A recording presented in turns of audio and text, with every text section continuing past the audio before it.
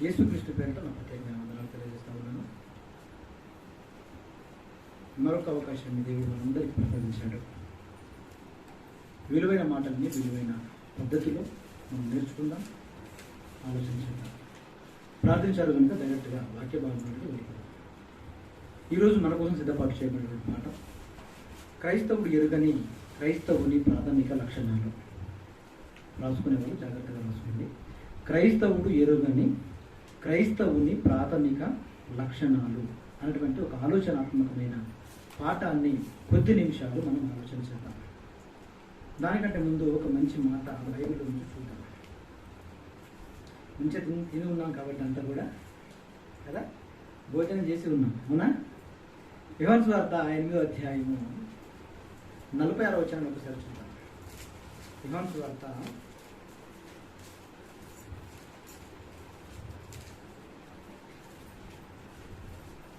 8వ అధ్యాయము నాయందు పాపమున్నదని మీలో ఎవడు స్థాపించును? నాయందు పాపమున్నదని మీలో ఎవడు స్థాపించును? ఈ సవాలు చేస్తున్నది ఎవరు? ఎవరండి? యేసుక్రీస్తు. ఎంతమందిని యేసుక్రీస్తును స్వీకరించారు? ఎంతమంది యేసుక్రీస్తును స్వీకరించారు అంటే అందరం, అవునా? 47వ వచనములో ఆ వచనం అందరు చదవండి ఒకసారి. 47వ వచనం, 47వ వచనాన్ని జాగ్రత్తగా అందరూ చదవండి. ఒకరు చదివి వినిపించండి.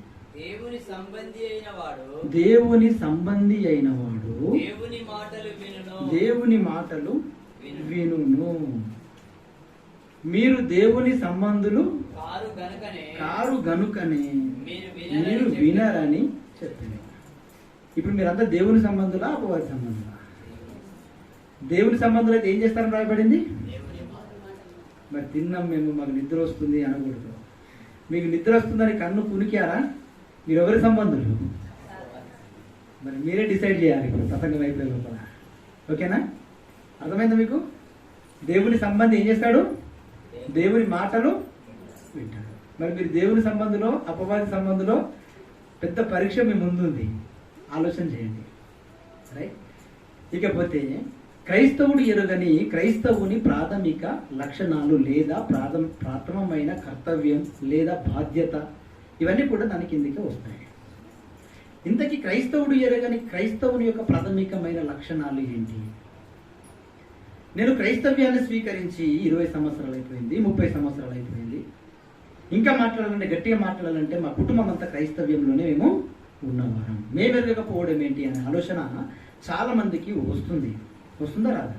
తప్పకుండా వస్తుంది. కానీ వాస్తవానికి బేసిక్ ఫండమెంటల్స్ అనేవే ప్రాథమికమైనటువంటి విషయాలనే ప్రపంచ క్రైస్తవ్యం మరిచిపోయింది అని చెప్పక తప్పదు. నొక్కి చెప్పక తప్పదు. ప్రజెంట్ ఉన్న పరిస్థితులను బట్టి ఇది ఈ రోజు సంభవించింది అనుకుంటే పొరపాటు. ప్రారంభ శతాబ్దంలోనే అపోస్తులుడైనటువంటి పౌలు గారు పత్రిక వ్రాస్తూ, తీతుకు పత్రిక వ్రాస్తూ ఒక హెచ్చరికను జారీ చేశాడు. ఏంటో ఆ హెచ్చరిక ఒక్కసారి పరిశుద్ధ బైబిల్ గ్రంథంలోనికి వెళ్ళి మనం ఆలోచించాం. తీతుకు రాసినటువంటి పత్రిక 1వ అధ్యాయము, తీతుకు రాసినటువంటి పత్రిక 1వ అధ్యాయము, తీతుకు రాసినటువంటి పత్రిక 1వ అధ్యాయము 5వ వచనాన్ని ఒకసారి. నేను నీకు ఆజ్ఞాపించిన ప్రకారము నీవు లోపముగా ఉన్న వాటిని దిద్ది. ప్రతి పట్టణములోను. దిద్దడం అంటే ఏంటండి? దిద్దటం అంటే ఏంటి? సరిచేయటం, అంతే కదా? దిద్దడం అంటే సరిచేయటం. ఏమంటున్నాడు? నేను కొన్ని విషయాలను నేను ఆజ్ఞాపించాను. ఆజ్ఞాపించిన ప్రకారం నువ్వేం చేయాలి అంటే లోపముగా ఉన్న వాటిని, అంటే పద్ధతిలో లేని విషయాలన్నిటినీ కూడా పద్ధతిలో పెట్టే విధంగా నువ్వు సరిదిద్దాలి అంటున్నాడు. ఏమంటున్నాడు? ఇంకా సరిదిద్ది ప్రతి పట్టణములోను పెద్దలను నియమించు నిమిత్తమే నేను క్రేతులో నిన్ను విడిచివచ్చి తిని అన్నాడు. ఏమంటున్నాడు? పెద్దలను నియమించాలి ప్రతి పట్టణములో, అంతేనా? పెద్దలను నియమించాలి. పెద్దలు అంటే ఎవరు? అదొక ప్రశ్న. ఇంతకీ పెద్దలు అన్నాడు. పెద్దలను ప్రతి పట్టణంలో నువ్వు నియమించాలి అన్నాడు. ఇంతకీ ఈ పెద్దలు ఎవరు? ప్రపంచ క్రైస్తవ్యం అనుకుంటుంది ఈ పెద్దలు అనగానే సంఘములో కొంతమంది పెద్దలు ఉంటారు, వీరు సంఘ పెద్దలుగా చలమనవుతుంటారు, వీరినే పెద్దలుగా తిమోతి గారు తీతుకు రాశారు అనుకుంటున్నారు. ఇది వాస్తవమైనదా? ఆలోచన చేయండి. అసలు ఇంతకీ పెద్దలు అంటే ఎవరు? పెద్దలు అంటే ఎవరో కింద వాళ్ళకు ఉండవలసిన క్వాలిఫికేషన్స్ ఏంటో రాస్తున్నాడు. జాగ్రత్తగా చదువుదాం ఒకసారి. ఏమంటున్నాడు? ఎవరైనా పెద్దగా ఉండాలనుకుంటే అతనికి ఉండవలసినటువంటి ఎథిక్స్, క్యారెక్టర్ చెప్తున్నాడు. ఏమంటున్నాడు? ఎవడైనను నిందారహితుడును అన్నాడు. నిందారహితుడు అంటే ఏంటి? నిందలు లేనివాడు. జాగ్రత్తగా ఆలోచన చేయాలి. నిందలు లేనివాడు, ఇది మన క్లాస్. ఇదేంటి క్లాస్? మనం అంతా కూడా ప్రశాంతంగా కూర్చొని ఒక స్కూల్ వాతావరణంలో నేర్చుకుంటున్నాం. ఓకేనా? చాలా మంది తప్పుడుగా ఆలోచన చేయొద్దు. ఓకే, ఇది వర్షిప్ అనో లేకపోతే ఇంకొకటి అనో లేకపోతే కూర్చొని మాట్లాడుతున్నాడనో ఇలా ఎప్పుడు కూడా మీరు ఆలోచన చేయొద్దు. ఇది మనకు ఒక బైబిల్ క్లాస్. నేను ఒక మాస్టర్గా మీకు ప్రజెంటేషన్ చేస్తున్నాను, అంతే తప్ప మరొక అభిప్రాయాన్ని మీరు మనసులో పెట్టుకోకూడదు. కూర్చొని మాట్లాడితే ఎక్కువ మాట్లాడగలుగుతాం, నిలబడి మాట్లాడితే తక్కువ మాట్లాడగలుగుతాం, అంతే. అందుకే అన్ని ఎవిడెన్స్ పెట్టుకొని మాట్లాడుతున్నాం. ఓకేనా? తప్పుగా భావించవద్దు. రైట్, ఇంకా కంటిన్యూషన్లోకి వెళ్దాం. ఎవడైనను నిందారహితుడును అన్నాడు. నిందారహితుడు అంటే ఏంటి? నిందలు లేనివాడు. అంటే పెద్దగా ఉండడానికి, ఎవరైనా సంఘములో పెద్దగా ఉండడానికి అతనికి ఉండవలసిన మొట్టమొదటి క్వాలిఫికేషన్ ఏంటది అంటే నిందలు లేనివాడిగా ఉండాలి. First point. సెకండ్ పాయింట్ లోకి వెళ్ళేసరికి ఏమంటున్నాడు?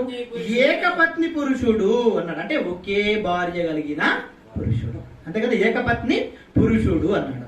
నెక్స్ట్ ఏమంటున్నాడు? ఇంకా దుర్వ్యాపార విషయము నేరము మోపబడని వారై అన్నాడు.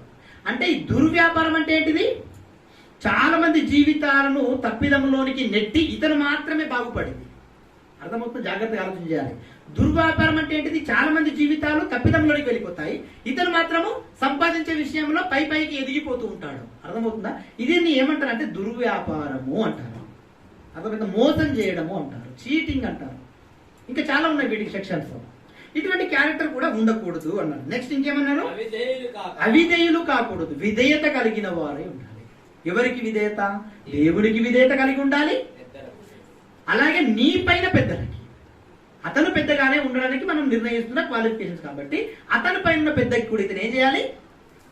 విధేయత కలిగిన వాడై ఉండాలి. నెక్స్ట్ ఏమంటున్నాడు? ఇంకా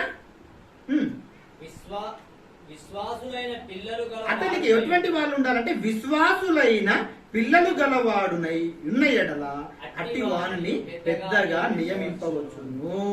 ఎందుకనగా అధ్యక్షుడు దేవుని గృహ నిర్వాహకుని వలె నిందారహితుడై ఉండవలెను. అతడు స్వేచ్ఛాపరుడును, ముక్కోపియు, మద్యపానియు, కొట్టువాడును, దుర్లభము ఆపేక్షించువాడును కాక చెప్తున్నాడు. చూడండి ఇప్పుడు ఎలా ఉండాలో చెప్తున్నాడు. అతిథి ప్రియుడుగా ఉండాలి, సజ్జన ప్రియుడుగా ఉండాలి, స్వస్థ బుద్ధి గలవాడుగా ఉండాలి, నీతిమంతుడుగా ఉండాలి, పవిత్రుడుగా ఉండాలి, ఆశ నిగ్రహము గలవాడునై ఉండాలి, తాను హితబోధ విషయమై.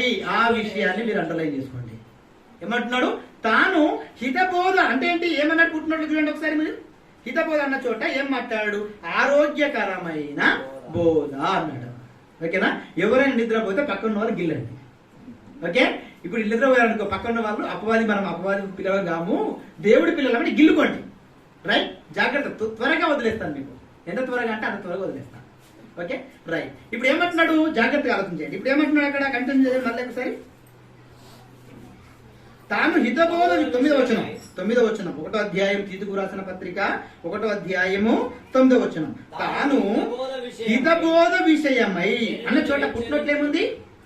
ఆరోగ్యకరమైన బోధ. అంటే ఆరోగ్యకరమైన బోధ అని పర్టిక్యులర్ గా చెబుతున్నాడంటే సమాజంలో ఏ బోధ ఉందన్నమాట? అనారోగ్యకరమైన బోధ ఉందని మీరు గుర్తించాలి. అర్థమవుతుందా? జాగ్రత్తగా వినాలి. ఆరోగ్యకరమైన బోధ అని పర్టికులర్ గా మీకు మెన్షన్ చేశాడు అంటే సమాజంలో ఒకటి ఉంది. ఏంటి అది? అనారోగ్యకరమైన బోధ. కాబట్టి ఆరోగ్యకరమైన బోధ విషయంలో జాగ్రత్తగా ఉండాలని చెప్తూ ఇంకేమంటున్నాడు చూడండి. తాను హితబోధ విషయమై జనులను హెచ్చరించుటకును, ఎదురాడు వారి మాటలు ఖండించుటకును శక్తి గలవాడగునట్లు ఉపదేశమును అనుసరించి నమ్మదగిన బోధను గట్టిగా చేపట్టుకున్న వాడై ఉండవలెను అన్నాడు. జాగ్రత్తగా ఆలోచన చేయండి. ఎన్ని క్వాలిటీస్ అక్కడ పెట్టాడో మీకు అర్థం కావాలి. క్రైస్తవులు వీళ్ళంతా ఎవరనుకుంటున్నారు? ఎవరి గురించి మాట్లాడాలనుకుంటున్నారు? ఒక క్రైస్తవుడిగా నువ్వు ఉండదగితే హితబోధ కాక ఆరోగ్యకరమైన బోధ కాక అనారోగ్యకరమైన బోధ ఒకవేళ వచ్చినా దానిని ఖండించి సరిచేసే సామర్థ్యం గలవాడిగా ఎవరుండాలి? సంఘ పెద్దలలో ఆ క్వాలిటీ ఉండాలి. అవునా కదా? ఈ క్వాలిటీస్ ఏమి లేకపోగా, ఈరోజు పరిస్థితి చెప్తున్నాను, ఈ క్వాలిటీస్ ఏమి లేకపోగా సత్యవాక్యానికి ఎదురు చెప్పే స్థితిలో ప్రపంచ క్రైస్తవ్యం ఉంది. చేస్తారు? అవునా కదా? అవునంటారా కాదంటారా? ఈ క్వాలిటీస్ ఏమీ లేవు వారిలో. అయినా వాస్తవాలను సమాజంలోనికి తీసుకువెళ్తుంటే అది వాస్తవం కాదని తిరస్కరించే సంస్కారం ఈరోజు సమాజంలో ఉంది. అది సంస్కారం అంటారా? ఆలోచన చేయండి. ఇంకేమంటున్నాడు? ఇంకా కొంచెం డెప్త్కు వెళ్ళి మనం ఆలోచన చేయగలిగితే చాలా విషయాలు మనకు చెప్పాడు. చాలా విషయాలు చెప్పాడు. ఏమన్నాడో కూడా చూద్దాం. హెబ్రీయులకు రాసిన పత్రిక, ఒకసారి పరిశుద్ధ బైబిల్ గ్రంథంలోనికి వెళ్ళి హెబ్రీయులకు రాసిన పత్రిక ఒక్కసారి చూద్దాం. హెబ్రీయులకు రాసినటువంటి పత్రిక 5వ అధ్యాయము 12వ వచనం ఒకసారి చూద్దాం. 5వ అధ్యాయము 12వ వచనం. కాలమును బట్టి చూస్తే మీరు బోధకులుగా ఉండవలసిన వారై ఉన్నారు. చాలు. ఏమంటున్నాడు? కాలం ప్రజెంట్ ఉన్న పరిస్థితి ఏదైతే ఉందో ఈ పరిస్థితిని బట్టి చూస్తే ఎలా ఉండాలంటే పెద్దలుగా మీరు ఉండవలసిన వారు. ఇక్కడ రాయబడిన పెద్దలు అన్నారు చూస్తారా? ఈ పెద్దలంతా ఎవరు? వాక్యాన్ని సత్యవాక్యాన్ని ఉపదేశించాలి, హితబోధను సహించాలి. హితబోధ కాకుండా అనారోగ్యమైన బోధన వస్తే దాన్ని ఖండించాలి. ఈ క్వాలిటీస్ ఎవరిలో ఉంటాయి? సత్యబోధ కాకుండా అసత్య బోధన తీసుకొస్తున్నప్పుడు ఇది సత్యమైన బోధ కాదు అని ఖండించే క్యారెక్టర్ ఎవరిలో ఉంటుంది? ఏ పెద్దలు వీళ్ళు? పెద్దలు ఎవరంటే మంచి పాండిత్యం కలిగిన వారు. అంతే కదా? బైబిల్ మీద పట్టున్న వాడి తప్పని చెప్పగలరు. బైబిల్ మీద ఏ పట్టు లేకపోతే వాడేలా చెప్పగలుగుతాడు? అవునా కదా? అంటే ఇక్కడ జాగ్రత్తగా ఆలోచన చేయాలి. పాండిత్యం ఉన్న వారినే పెద్దలుగా నియమించాలని చెప్తుంది బైబిల్. ఒకటి. రెండోది ఏం చెప్తుందంటే కాలాన్ని బట్టి చూస్తే మీరు పాండిత్యం సంపాదించే వారిగా ఉండాలంటుంది ఇండైరెక్ట్ గా. అంతే కదా? కాలమును బట్టి చూస్తే మీరు బోధకులుగా బోధకులు అంటే ఈ క్యారెక్టర్స్ ఉండాలి. అంటే పాండిత్యాన్ని సంపాదించే సామర్థ్యం మీకు ఉండాలంటున్నాడు. అంటే ఆ సామర్థ్యం మరి ఈరోజు ఉందా? పాండిత్యాన్ని సంపాదించే సామర్థ్యం ఈరోజు ఉందా సమాజంలో? లేదు. కాలమును బట్టి చూస్తే మీరు బోధకులుగా ఉండవలసిన వారై ఉండగా ఏమంటున్నారు కంటిన్యూషన్ లో? దేవోక్తులలో మొదటి మూల పాఠాలను ఒకడు మీకు మరలా బోధింపవలసిన అవసరత ఏర్పడుతుంది. అంటే మీరు ఎల్కేజీ స్టూడెంట్స్ గా ఉన్నారు, మీరు ఎల్కేజీలోనే మీ లైఫ్ స్టైల్ అయిపోతుంది అంటున్నాడు. అంతే కదా? మీరు ఎదగడం లేదు, మీరు డెవలప్ అవ్వడం లేదు. మీరు పద్ధతులను నేను చెప్పాను కదా, నిద్రపోతే గిల్లాలి. ఓకేనా? రైట్. ఎట్టి పరిస్థితులు నిద్రపోదు. చాలా అద్భుతమైన మాటలు అద్భుతంగా వినాలి. Okay right. జాగ్రత్తగా వినండి. నిద్రపోతే గిల్లాలి. రైట్. నెక్స్ట్ ఏంటి మన కంటిన్యూషన్? మూల పాఠాలు అన్నాడు. మూల పాఠాలు మరలా బోధింపవలసిన పరిస్థితి వస్తుందన్నాడు. ఎందుకు వచ్చింది మూల పాఠాలు బోధింపవలసిన పరిస్థితి అంటే విద్యార్థి తనను తాను ఎప్పుడు కూడా ఆలోచింపజేసుకోవడం లేదు. అర్థమవుతుంది? విద్యార్థి అంటే ఎవరు? విద్యార్థి అంటే ఎవరు? మనమే. మనమంతా వలము విద్యార్థులు, బైబిల్ స్టూడెంట్స్. బైబిల్ దగ్గర మనమంతా కూడా విద్యార్థులం, స్టూడెంట్స్, నేర్చుకునే వాళ్ళం, లర్నర్స్. అంతే కదా? మనం ఎప్పుడు కూడా ఆలోచన చేయట్లేదు ఏమనంటే నేను ఒక విశ్వాసిగానే ఉండాలా, నేను ఎప్పుడు అప్డేట్ అవ్వకూడదా, నేను నేర్చుకోకూడదా, నేను మాట్లాడకూడదా, నేను దేవుడి కోసం ఏమీ చెప్పకూడదా అన్న ఆలోచన మీకు రావడం లేదు. అలా రాకపోయేసరికల్లా మీరు ఎలా ఉంటున్నారంటే ఎల్కేజీ స్టూడెంట్స్ లాగానే అలాగే ఉండిపోతున్నారు. అర్థమవుతుందా? కానీ అలా ఉండాలని దేవుడు కోరుకున్నాడా? అలాగే ఉండిపోండి అని దేవుడు ఏమైనా కోరుకున్నాడా? అలా ఉండడం దేవుడికి ఇష్టమా? అలా ఇష్టం అనుకుంటే ఇక్కడ ఏమన్నాడు? ఇప్పుడు కాలమును బట్టి చూస్తే మీరంతా బోధకులుగా మారిపోవాలయ్యా, బోధ చేసే వారిగా మారిపోవాలి. బోధ చేసే వారిగా మారాలంటే పాండిత్యం రావాలి. పాండిత్యం రావాలంటే చాలా విషయాలు మనము నేర్చుకోవాలి. నేర్చుకోవడానికి మనం ఇష్టపడుతున్నామా? ఆలోచన చేయండి. ఇష్టపడట్లేదు. ఇలా చెప్పుకుంటూ ఈ రోజున్న పరిస్థితిని చెప్తున్నాడు. మరలా అదే పత్రిక, అదే హెబ్రీయులకు రాసిన పత్రిక 6వ అధ్యాయం 1వ వచనానికి వెళ్ళేసరికల్లా సమాజంలో జరుగుతున్న పరిస్థితులను మనకు గుర్తు చేస్తున్నాడు. ఏ పరిస్థితులు సమాజంలో జరుగుతున్నాయో అవే పరిస్థితులు అక్కడ రాశాడండి. మీరు ఆశ్చర్యపోతారు నిజంగా. ఆ మాట చదువుతుంటే మీ గుండెలో ఒక విభ్రాంతి కలుగుతుంది, ఆశ్చర్యానికి గురైపోతుంది మీ మైండ్. క్లియర్గా చెప్పేశాడు ఆ మాట. ప్రపంచ పరిస్థితులు ఎలా ఉన్నాయో నేను చెప్తున్నాను వినంటున్నాడు పత్రిక రాస్తూ. ఎప్పుడు రాశాడు ఈ పత్రిక? మొదటి శతాబ్దంలో అపోస్తులైన పౌలు గారు హెబ్రీ సంఘానికి, హెబ్రీ అంటే ఏంటి, అదొక ప్రాంతం వారు, ఆ హెబ్రీ భాష మాట్లాడే వారికి ఒక పత్రికను రాస్తున్నాడు. మొదటి శతాబ్దం, జాగ్రత్తగా వినాలి. అప్పటికే పరిస్థితులు ఎలా ఉన్నాయో చెప్తున్నాడు. ఇప్పుడు పరిస్థితులు కాదు ఇవి, అప్పటి పరిస్థితులు, ఆ రోజున్న పరిస్థితుల గురించి మాట్లాడుతున్నాడు. ఎంత చక్కగా రాశాడో ఒకసారి చూడండి. 6వ అధ్యాయము 1వ వచనానికి వెళ్ళి చూడండి. అందరు బైబిల్ తీయాలి, బైబిల్ అందరు తీయాలి. బైబిల్ చాలా చక్కగా చదువుకోవాలి, చాలా చక్కగా చూడాలి. Okay, right. 6వ అధ్యాయము 1వ వచనం. కాబట్టి నిర్జీవ క్రియలను వీడచి అన్నాడు. నిర్జీవ క్రియలు అంటే ఏంటిది? జీవమైన క్రియలు, నిర్జీవమైన క్రియలు ఉన్నాయని అంతే. నిర్జీవ క్రియలను విడిచి అంటున్నాడంటే జీవమైన క్రియలు వేరున్నాయని అర్థం, అంతే కదా? అంతేనే కదా? నిర్జీవ క్రియలను విడిచి అన్నాడు. ఇంకేమంటున్నాడు? మారు మనసు పొందుటయు. ఫస్ట్ ఒకటేంటి? మారు మనసు పొందుట. రెండేమన్నాడు? దేవుని యందలి విశ్వాసము. 3 బాప్తిస్మమును గూర్చిన బోధ. 4 హస్తనిక్షేపణం. అంటే ఏంటి? చేతులుంచి నేను నీకు బ్లెస్సింగ్ చేస్తున్నా, లేకపోతే నీకు ఆశీర్వాదాలు ఇస్తున్నా, లేకపోతే ఇంకోటి సంథింగ్ ఏదో ఒకటి. ఇలాంటి బోధ కూడా ఈరోజు సమాజంలో ఉంది, ఆ రోజు ఉంది, ఈ రోజు ఉంది. అటువంటి బోధ. ఇంకేమంటున్నాడు? మృతుల పునరుత్థానము. మృతుల పునరుత్థానం అంటే, మృతుల పునరుత్థానం అంటే ఏంటి? చనిపోయిన వారు తిరిగి లేవటం. ఎవరు లేస్తారు? ఎప్పుడు లేస్తారు? ఎవరైనా లేస్తారా? లేస్తారా? ఎవరైనా లేస్తారా? లేచాడు. ఎవరు? యేసుక్రీస్తు. దీని విషయంలో కూడా చాలా మందికి క్లారిటీ ఉండదు. రైట్. నెక్స్ట్ ఏమంటున్నాడు? ఇంకా అను పునాది మరలా వేయక. అంటే ఇటువంటి పాఠాలను చెప్పే ప్రక్రియలోనే ప్రపంచమంతా ఇమిడిపోయింది అన్నాడు. మీకు అర్థమవుతుందా? ఇవే బోధనలో ప్రపంచమంతా ఉంది. ఈ రోజు వరకు, స్టిల్ ఈ రోజు వరకు ఇవే బోధన చేస్తున్నారు. ప్రారంభ శతాబ్దంలో ఈయన పత్రిక రాసేటప్పటికి కూడా అవే బోధన జరుగుతున్నాయి అక్కడ. అందుకే రాశాడు, ఈ బోధన చేయకండి. ఈ బోధన ఎప్పుడు కావాలా? బాప్తిస్మం ఎప్పుడు అవసరం మనకు? ఎప్పుడైతే యేసుక్రీస్తును నిజ దేవుని కుమారుడు మనం నమ్ముతామో అప్పుడు మనకు బాప్తిస్మం అవసరం. మనందరికీ తెలిసిపోయిన విషయమే. మరలా ఎందుకు అది? ఇంకేమంటున్నాడు? విశ్వాసం. విశ్వాసం కలుగుతానే కదా బాప్తిస్మం తీసుకున్నాం, అవునా కదా? అది అవసరం. ఇంకేమంటున్నాడు? హస్తనిక్షేపణ బోధ. ఇదేం అవసరం? ఇంకా మృతుల పునరుత్థానం. మనకు తెలుసు కదా, మనం తెలుసుకునే కదా మృతుల పునరుత్థానం ఉందని తెలుసుకునే కదా అచ్చం. తీర్పు ఉందని తెలుసుకునే కదా పాపం చేయకుండా ఉండడానికి ఇష్టపడుతున్నాం. అంటే ఇవన్నీ బేసిక్ ఫండమెంటల్స్ కదా. ఈ బేసిక్ ఫండమెంటల్స్ మీద కూడా చాలా మందికి పట్టు లేదు. ఒక ఆయన అంటాడు తీర్పు జరుగుతుంది అంటాడు. ఇంకొక ఆయన అంటాడు తీర్పు జరగడం లేదు అంటాడు. ఒక ఆయన తీర్పు ఇప్పుడు జరగదు, ఆయన రెండో రాగంలో రావాల్సి ఉంది, వచ్చిన తర్వాత జరుగుతుంది అంటాడు. ఇంతకీ ఏది కరెక్ట్?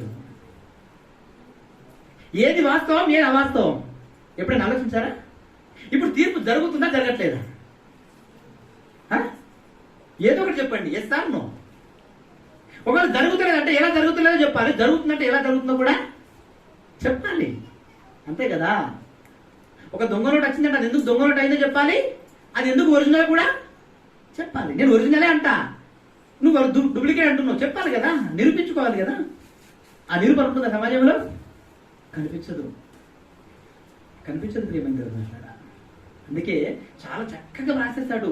ఈ బేసిక్ ఫండమెంటల్స్ మీద మీకు గ్రిప్ ఉండట్లేదు. మీరు స్టార్టింగ్ లో నేర్చేసుకున్నారు, అయిపోయింది. మళ్ళా దాన్ని ఆ విషయానికి ఎందుకు వెళ్ళిపోతున్నారు మీరు? కాబట్టి ఏమంటున్నారు కంటిన్యూషన్ వెళ్ళసరికల్లా చూడండి. మూలోపదేశాలు మాని, రెండవ వచనం చివరి లైన్, నిత్యమైన తీర్పును అను పునాది మరలా వేయక క్రీస్తును గూర్చిన మూలోపదేశము మాని సంపూర్ణుల మగుటకు సాగిపోవాలి అన్నాడు. సంపూర్ణుల మగుటకు సాగిపోవాలి. సంపూర్ణం అవ్వాలంటే ఏం చేయాలి? అంటే సంపూర్ణతలోనికి మనం వెళ్ళాలంటే ఏం చేయాలి? మీరు సంపూర్ణలోనికి వెళ్ళటమే బేసిక్ లక్షణాలు, ప్రాథమిక లక్షణాలు. అదే మీరు సంపూర్ణులు అవ్వాలంటే చేయవలసినటువంటి ఉండవలసిన లక్షణాలు అవి ఏంటో అవి నేను చెప్తాను. అవన్నీ ఎవరిని చూసి నేర్చుకోవాలో చెప్తాను. సరే, మనం అంతా కూడా విశ్వాసం నుంచి క్రైస్తవ్యంలోకి వచ్చామా, విశ్వాసం లేకుండానే క్రైస్తవ్యంలోకి వచ్చామా? విశ్వాసం నుంచి వచ్చాం. విశ్వాసం ఉన్న మనం ఏం చేయాలని రాయబడింది బైబిల్లో తెలుసా? ఏం చేయాలని రాయబడింది తెలుసా? విశ్వాసం అంటే డెఫినేషన్ అది. విశ్వాసం అంటే డెఫినేషన్ ఏంటంటే నిరీక్షింపబడు వాటి యొక్క నిజ స్వరూపం. కానీ విశ్వసిస్తున్నావు, పరలోకం ఉందని నువ్వు విశ్వసించే వచ్చావు. విశ్వసించిన నీవు ఏం చేయమన్నాడు? విశ్వాసముతో ఉన్న నీవు ఏం చేయమన్నాడు తెలుసా? చూద్దాం ఒకసారి పరిశుద్ధ బైబిల్ గ్రంథంలోనికి వెళ్ళి ఒకసారి చూద్దాం ఆ సందర్భాన్ని. కొరింథీయులకు రాసినటువంటి మొదటి పత్రిక,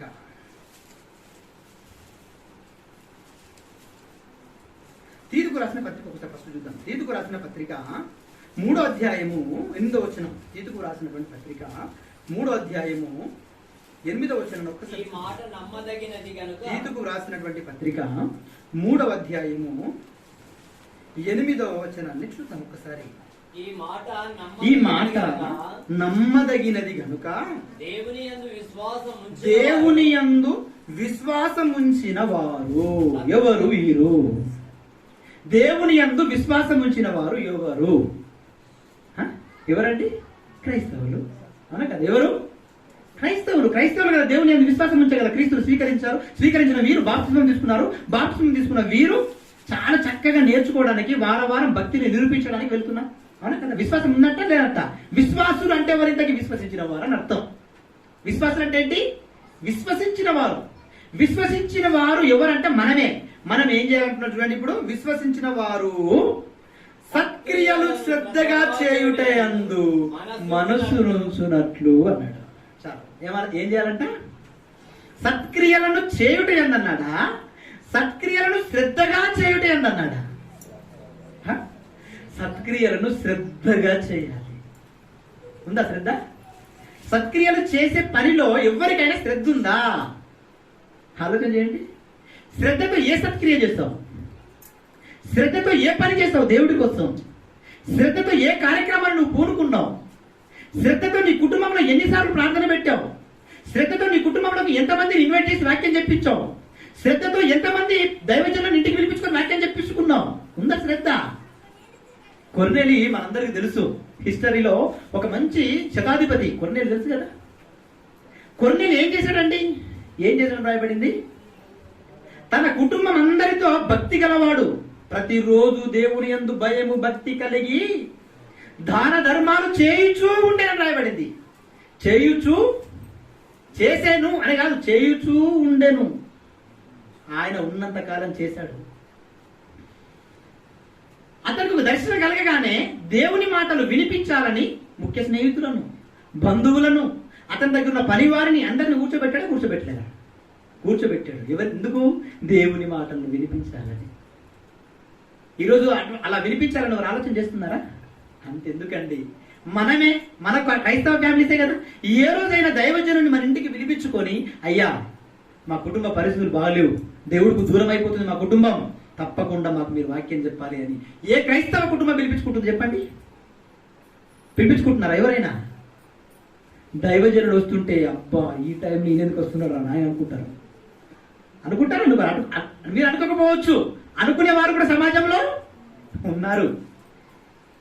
అనుకునేవారు కూడా ఉన్నారు. ఎక్కడున్నాయి చెప్పండి? బేసిక్ ఫండమెంటల్స్ ఎక్కడున్నాయి? నేను విశ్వాసినండి, నేను క్రైస్తవునండి, నేను విశ్వసించిన వాడినండి, నాకు చాలా విశ్వాసం ఉందండి నేను చెప్పుకుంటున్న వానికి దేవుడు చేస్తున్న హెచ్చరిక ఏంటది? విశ్వసించిన వారు సత్క్రియల యందు, ఇందాక చెప్పాను మీకు సత్క్రియలు అంటే ఏంటో వివరించి సవివరంగా చెప్పాను. ఏంటి సత్క్రియలంటే? వాక్యముతో కూడిన దేవుని పనులు. వాక్యముతో కూడిన పనులు. వాక్యము ఉండాలి దాంట్లో. నువ్వు చేసే ప్రతి పనిలో వాక్యం ఉండాలి, దేవుని మాటలు ఉండాలి. అవునా కదా? ఇలా ఉంటేనే అవి సత్క్రియల కిందకి వస్తాయి. క్రియలు చేస్తాం మనం, క్రియలు తప్ప, సత్క్రియలు తప్ప అన్ని క్రియలు చేస్తాం. చేయమా? క్రియలు అంటే ఏంటి? ఫంక్షన్స్ ఇస్తాం. చేయమా? ఫంక్షన్ అంటే ఒక క్రియ రూపాన్ని దాల్చుకుందే కదా. కానీ దేవుడి కోసం చేయమండి. పెళ్లి గురించి ఆలోచన చేయండి. ఎట్లా ఆలోచన చేస్తారని పెళ్లి చేయాలంటే 4 తరాల ముందు 4 తరాల వెనుక మన గురించే మాట్లాడుకోవాలి. అంత అడవి ఉండాలి మన పెళ్లి. కానీ ఏ రోజైనా దేవుడి పని చేస్తే ఇలాగే ఉండాలని ఎవరు ఆలోచన చేస్తారా? ఇంత గొప్పగా చేయాలని వారు ఆలోచన చేస్తారా? చేయరండి, చేయరు. ఎందుకంటే వారికి తెలియడం లేదు. వాళ్ళలో ఉన్నటువంటి బేసిక్ ఏదైతే ఉందో, విశ్వాసం అనే పదానికి నిర్వచనం ఏదైతే ఉందో, ఆ నిర్వచనం తెలుసుకున్న నీవు చేయవలసిన పనిని మర్చిపోయింది. అంతే కదా? ఎవరన్నా విశ్వసించిన వారు బాగుంటుంది ఆ మాట, చదవండి మళ్ళొకసారి. అద్భుతమైనటువంటి మాట, మీరు అండర్లైన్ చేసుకొని పెట్టుకోవాలి మాటకి. సత్క్రియలను శ్రద్ధగా చేయుట ఏమంటున్నాడు? విశ్వసించిన వారు సత్క్రియలను శ్రద్ధగా చేయుట యందు మనసుంచాలి. నీవి సంగతులను నీ మనసు గూర్చి భార్య మీద కాదయ్యా, నీ మనసు భర్త మీద కాదయ్యా, నీ మనసు పిల్లల మీద కాదు, నీ మనసు కుటుంబం మీద కాదు, నీ మనసు బంధువుల మీద కాదు, నీ మనసు ధనం మీద కాదు. నీ మనసు ఎక్కడ ఉండాలో తెలుసా? దేవుడి పనులు చేసే విషయంలో నీ మనసు ఉండాలి. ఉంటుందా ఈరోజు? లేదు. లేదని నొక్కి చెప్పవచ్చు. లేదు. ఆలోచన ఏంటి అన్నారా? దేవుడు కోరుకుంటున్న కోరిక వేరు, మనిషి ప్రవర్తిస్తున్న ప్రవర్తన వేరు. దేవుడు ఏం కోరుకున్నాడు? పౌలు గారేమో తీతుకు రాస్తే ఏం చెప్పాడు? పెద్దలు ఉండాలి ప్రతి సంఘంలో, వాక్యాన్ని చెప్పేవారు 4, 5, 6, 10 మంది ఉన్నా తప్పులేదు. ఈరోజు 10 మంది ఉన్నారండి వాక్యం చెప్పేవారు సంఘంలో. ఎంతమంది ఉంటారండి సంఘంలో?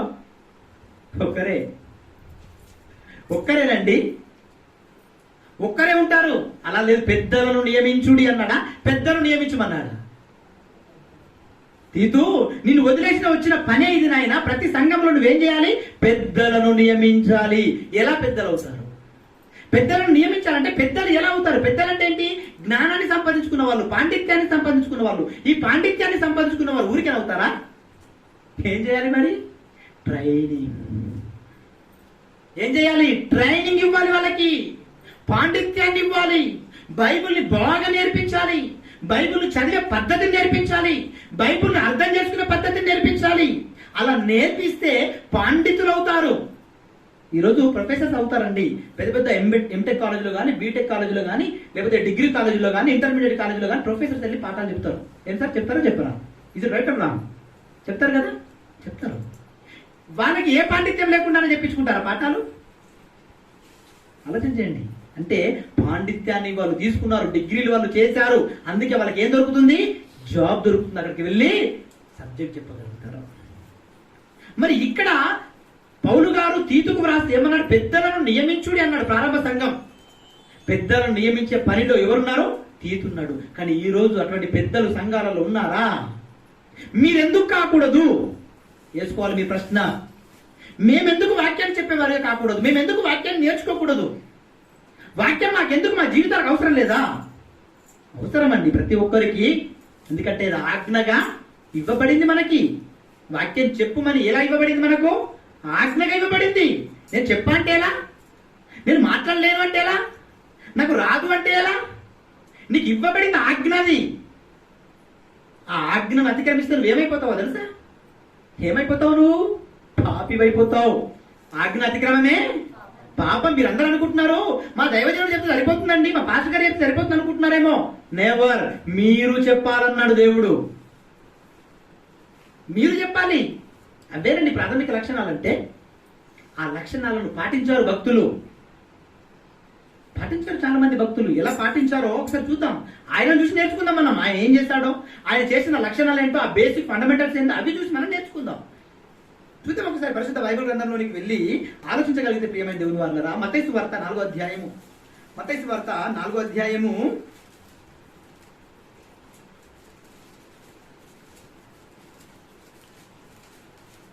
4వ అధ్యాయము 1వ వచనం. అప్పుడు యేసు అపవాది చేత శోధింపబడుటకు ఆత్మ వలన అరణ్యమునకు కొనిపోబడెను.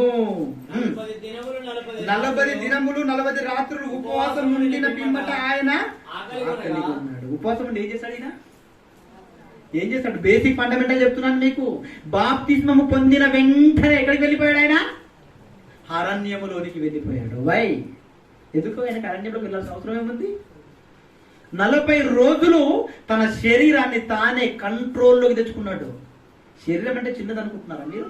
అబ్బో, ప్రపంచంలో ఎవరికి లేని కోరికలు దీనికే ఉంటాయి. తెలుసా మీకు? ఎప్పుడు ఆలోచించారా? ప్రపంచంలో ఎవరికి లేని కోరికలు ఈ శరీరానికి ఉంటాయండి. కూరలో కొంచెం ఉప్పు తక్కువైందా లోపలికి పోనంటది. తెలుసా నీకు? నీ శరీరం ఒప్పుకోదు లోపలికి తీసుకోవడానికి. అటువంటి కోరిక ఉంటుంది. నువ్వు వంట చేసుకుంటా మాంసానికి కారం తక్కువైందా లోపలికి పోదు. ఏమనుకుంటున్నారు ఈ శరీరాన్ని గురించి? అందుకే యేసుకు తెలిసిపోయింది ఈ శరీరము పాపములో పెట్టే సులువైన ఆయుధం. ఈ శరీరాన్ని నలగగొట్టలేమా? ఇగో పరలోకాన్ని నేను మిస్ అయిపోతాను, ఈ శరీరాన్ని ఎలాగైనా నేనేం చేయాలి, నలగగొట్టాలి అనుకున్నాడు. అందుకే 40 రోజులు వెళ్ళిపోయాడు అరణ్యంలోనికి. ప్రార్థన, దేవుడితో కమ్యూనికేషన్. ఉపవాసం ఉన్నాడు, ఫాస్టింగ్ చేశాడు, ప్రార్థనలోనికి వెళ్ళిపోయి ఏం చేశాడు, తన్ను తాను రిక్తునిగా చేసుకుంటున్నాడు, తన్ను తాను తగ్గించుకుంటున్నాడు, తన్ను తాను ఒక కెపాసిటీ సంపాదించుకుంటున్నాడు, తట్టుకునే కెపాసిటీని. ఈ రోజు బాప్తిజం పొందిన నువ్వేం చేస్తావు? నువ్వేమైనా చేస్తావా? బాప్తిజం పొందిన నీవు నీ శరీరాన్ని నువ్వు కంట్రోల్ చేసుకునే ప్రక్రియ మొదలు పెట్టకపోగా మరలా దీనికి ఒక తప్పుడు ప్రచారాన్ని సమాజంలో తీసుకొచ్చారు. యేసుక్రీస్తు 40 రోజులు ఉపవాసం చేశాడు. ఎప్పుడు చేశాడు? ఎప్పుడు? బాప్తిజం తీసుకున్న వెంటనే. ఈ రోజు మన క్రైస్తవ సమాజం చేస్తుంది 40 రోజులు ఉపవాసం. ఎప్పుడు చేస్తుంది? ఆయన చనిపోయే పరిస్థితులు ఉన్నప్పుడు. అగనెస్ట్ గా లేదు. ఇలా చెప్తే తప్పండి, ఇలా వాళ్ళు తప్పుడు చెప్తారు. తప్పు కాదు, బైబిల్లో చూపించాలి ఎవిడెన్స్, ఆధారాలు. పాండిత్యాన్ని సంపాదించి పెద్దలుగా నియమింపబడి వచ్చిన వారు అండి మేమంతా.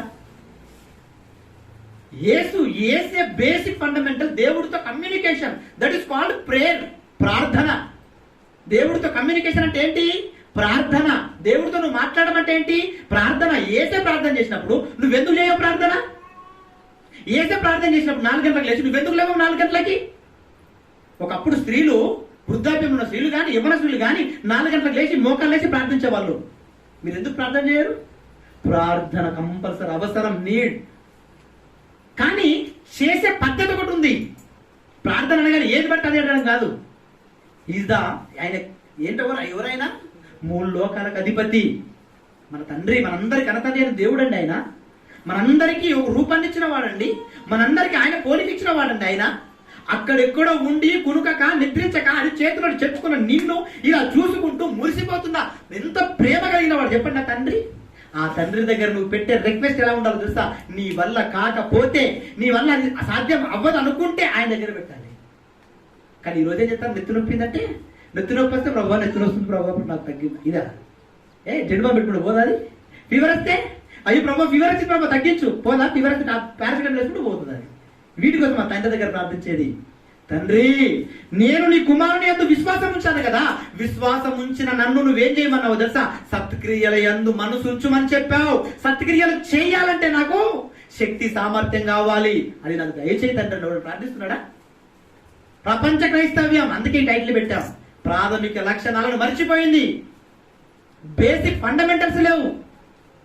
ఎవరు నేర్పిస్తారు చెప్పండి? ఎవరండి వీళ్ళు నేర్పించాలి? నేర్పించే పరిస్థితులు ఉన్నారా?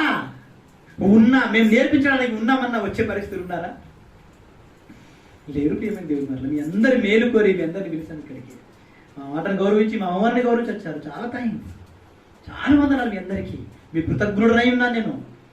కానీ మీరు ఎక్కడికి వెళుతున్నారో మీరు ఆలోచించుకోకపోతే ప్రమాదంలోనికి వెళ్తున్నారు. మీరు ఎక్కడికి వెళుతున్నారో మీరు ఆలోచించకపోతే ప్రమాదంలోనికి వెళ్ళేది నేను కాదు, ప్రమాదంలోనికి వెళ్ళేది మీరే. ఎంత ఉన్నతమైన మాట అండి యేసుక్రీస్తుల వారు. ఎంత తను తాను ఎలా స్ట్రాంగ్ చేసుకుంటున్నాడు చూడండి. ఇంకా కొంచెం వెళ్దాం యేసుక్రీస్తుల వారి జీవన విధానం, జీవన శైలిలోనికి ఇంకా కొంచెం డెప్త్కి వెళ్దాం, ఇంకా కొంచెం ఆలోచించుకుంటూ వెళ్దాం. ఎంత అద్భుతంగా ఉంటుందో ఆయన లైఫ్ స్టైల్. మనము నేర్చుకున్న బేసిక్ ఫండమెంటల్స్ ఎవరిని చూసి నేర్చుకోవాలి తెలుసా? యేసును చూసి నేర్చుకోవాలి. ఎవరైనా ప్రపంచంలో ఎంతటోడైనా సరే యేసును చూసి నేర్చుకోవాలి ఫండమెంటల్స్. 4 గంటలకు లేచి పెందలగడ లేచి ప్రార్థన చేస్తున్నాడంటే నీకెందుకయ్యా నిద్ర? నిద్రమాను, ప్రార్థనలో టైం కేటాయించు తప్పకుండా. ఇంకేమంటున్నాడు చూద్దాం. ఇంకా కొంచెం కంటిన్యూషన్ ఆలోచన చేద్దాం. అదే మత్తయి సువార్త 4వ అధ్యాయము 17వ వచనం. మత్తయి సువార్త 4వ అధ్యాయము అప్పటి నుండి యేసు 17వ వచనం ఒక్కసారి చూద్దాం. అప్పటి నుండి యేసు పరలోక రాజ్యము సమీపించి ఉన్నది గనుక మారు మనసు పొందుడని చెప్పుచు ప్రకటింప మొదలు పెట్టాడు. ఏం చేస్తున్నాడు యేసు? ఏం చేస్తున్నాడు? ప్రార్థనగా పరిమితం అయిపోలే. ప్రార్థన అన్నాడు కదా తండ్రి, దేవుడితో కమ్యూనికేషన్ అన్నాడు కదా అని ప్రార్థనగా పరిమితం అయిపోయి ప్రేయర్ టవర్స్ కట్టుకొని అందులో కూర్చొని అక్కడే పరిమితం అయిపోలే. ఏం చేస్తున్నాడు? సెకండ్ ప్రక్రియ, మారు మనసు పొందాలి ప్రతివాడు. ఎందుకు మారు మనసు పొందాలి? పరలోక రాజ్యము సమీపించి ఉన్నది. మీరు ఆ రాజ్యంలోనికి అడుగు పెట్టాలంటే, మీరు ఆ రాజ్యంలోనికి వెళ్ళాలి అంటే మీరు చేయవలసిన పని ఒకటి ఉంది. అదేంటంటే ఫస్ట్ మారు మనసు. నీ మనసు మారాలి. ఏం చేయాలి? నీ మనసు మారిపోవాలి. మారిందా నీ మనసు? మీరు అనుకుంటారు నా మనసు మారే కదా బాప్తిస్మం తీసుకున్నానని. మారలే. ఆ రోజు మారింది, కానీ మారలా. మనసు తిరిగిపోయింది నీది. బీరువాలో ఉన్న బంగారం మీదకి నీ మనసు తిప్పుతుంది తెలుసా? మనసు మారిందని నువ్వు అనుకున్నావు, మారలే. ధనం మీదకి నీ మనసు వెళ్ళిపోతుంది, సంపాదన మీదకి మనసు వెళ్ళిపోతుంది. యవ్వన బిడ్డలైన వాళ్ళు, యవ్వన పురుషుల వైపు నీ మనసు వెళ్ళిపోతుంది. Be careful. చాలా జాగ్రత్తగా ఉండకపోతే ప్రమాదం. అంత ఈజీగా తీసుకోకండి దేవుని మాటల్ని. చాలా గొప్పవి, చాలా ఉన్నతంగా మనకు నేర్పించాడు ఆయన. ఏం చేశాడు ఆయన? ప్రార్థనతో ఆపేశాడా? లేదు, మరలా ఒక ప్రక్రియను ప్రారంభించాడు. మారు మనసు పొందాలి ప్రతివాడు అని ఏం ప్రారంభించాడు? బోధ ప్రారంభించాడు. మారు మనసు పొందావు, బాప్తిస్మం తీసుకున్నావు, తీసుకున్న నువ్వే ప్రారంభించావు. నువ్వేమైనా ప్రారంభించావా? మారు మనసు పొందే కదా బాప్తిస్మం తీసుకున్నావు. యేసు మారు మనసు పొందాడా? బాప్తిస్మం తీసుకున్నాడా? 40 రోజులు ఉపవాసం చేశాడా? ప్రేయర్ చేశాడా? తర్వాత ఏం చేశాడు? బోధ ప్రారంభించాడు. Basic fundamental. నువ్వేం చేసావు? ప్రారంభించావా బోధ? ఎంతమందికి చెప్పావు? రాసుకో, ఇంటికి లిస్టు. నేను నా జీవితం ఇంతమంది నా దేవుని దగ్గర తీసుకొచ్చానని చెప్పగలవా? చెప్పలేరు. ఎందుకంటే తెలియదు. ప్రాథమికమైన విధులు తెలియవు. ప్రాథమికమైన విధులలో ఫస్ట్ వన్ దేవుడితో కమ్యూనికేషన్ ఉండాలి. సెకండ్ వన్ బోధ చేయాలి. ఏం చేయాలి? బోధ చేయాలి. ప్రతి ఒక్క వ్యక్తి. చూడండి, ఇంకా కొంచెం డెప్త్ చూద్దాం. ఇంకా కొంచెం మత్తయి సువార్త 3వ అధ్యాయము. యేసుక్రీస్తు కంటే ముందు మరొక వ్యక్తి కూడా ఏం చేస్తున్నాడు చూడండి. మత్తయి సువార్త 3వ అధ్యాయము మొదటి వచనం. మత్తయి సువార్త 3వ అధ్యాయము మొదటి వచనం. ఆ దినముల యందు బాప్తిస్మమిచ్చు యోహాను వచ్చి పరలోక రాజ్యము సమీపమయ్యున్నది, మారు మనసు పొందుడని యూదయ అరణ్యములో ప్రకటించుచుండెను. ప్రకటన. ఏం చేస్తున్నాడు? బోధ. యేసు కంటే ముందు ఒక భక్తుడు ఉన్నాడు, అతను బాప్తిస్మమిచ్చు యోహాను. ఆయన బోధ చేస్తున్నాడు. యేసుక్రీస్తుల వారు కూడా బోధ చేస్తున్నాడు. మనం ఎందుకు చేయట్లేదు? మనం ఎందుకు దాని గురించి ఆలోచించట్లేదు? అంటే మనకు తెలియదు. మనకు చెయ్యాలని తెలియదు. చెయ్యాలని తెలిసినా నేర్చుకునే పరిస్థితులు మనము లేదు. ఆలోచించేటట్టు ఏమైంది దేవుని మాట్లాడాలి. ఇంకా కొంచెం వెళ్దాం. ఇంకా కొంచెం వెళ్ళి ఆలోచించేద్దాం. ఇంకా కొంచెం. అదే మత్తయి సువార్త 4వ అధ్యాయము 23వ వచనం. మత్తయి సువార్త 4వ అధ్యాయము 23వ వచనం. యేసు వారి సమాజ మందిరములలో బోధించుచు దేవుని రాజ్యంను గూర్చిన సువార్తను ప్రకటించుచు. చాలు. ఏం చేస్తున్నాడు? సమాజ మందిరాలలోనికి వెళ్ళిపోతున్నాడు. ప్రకటన. ఏం చేస్తున్నాడు? బోధ. బోధ ఏంటండి? ఆలోచన చేయండి. మత్తయి సువార్త 5వ అధ్యాయము. మత్తయి సువార్త 5వ అధ్యాయం మొదటి వచనం ఒకసారి చూడండి.